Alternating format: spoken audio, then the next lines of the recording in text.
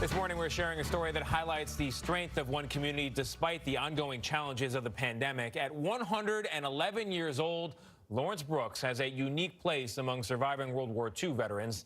Jamie Wax shows us how volunteers across the state of Louisiana stepped up to help change his life when he needed a hand.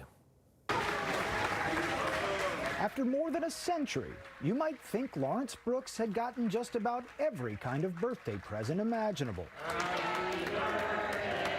But as America's oldest known living World War II vet at 111, his birthday this September came with an unexpected gift, which began with a call from Louisiana Governor John Bell Edwards. Right before he hung up, he said to you, "Let me know if there's anything I can do for you." Right. And you said, "My roof is leaking." "My roof is leaking." Yeah. This is a lesson in taking an opportunity, right? Right, yeah. Initially being on scene, it was a nightmare. I mean, there was vegetation growing out of the existing roof. There was obviously deficient framing. Kevin Griffin and Jason Ingalls were part of a Louisiana-based team tapped by the governor's office to help Lawrence Brooks fix shoddy repair work done after Hurricane Katrina.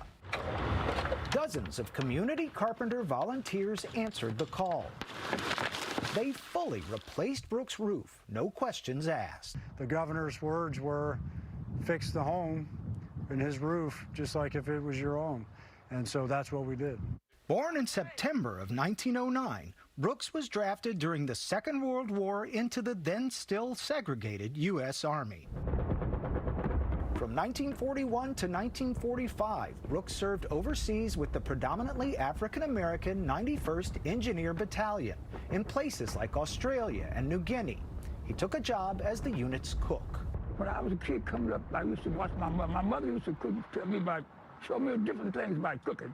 They got us all together, and it definitely sent me to cooking school, which was school for about 6 weeks. What did it do for you to be able to give back to a man like that? Yeah, it kind of makes you reevaluate yourself. Volunteering on something like this gives you a purpose. It feels good. And with memories of surviving not only the war, but the Spanish flu pandemic of 1918 as well, Lawrence Brooks brings a special perspective to the current pandemic year. Certainly one of the craziest years you've lived through in your 111 years. What are you thankful for this year?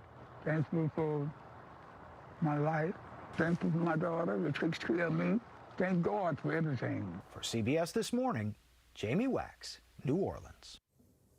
Born in 1909. Yeah, but can you imagine the governor says, "Anything I can do for you?" Well, as a matter of fact, that's one of those things that people ask and you don't expect people to respond. Yeah, let's have lunch March 32nd. But that's really great. There's a lesson in that. Yeah, it is. And kudos to all those people who came through and gave him a new roof. Yeah.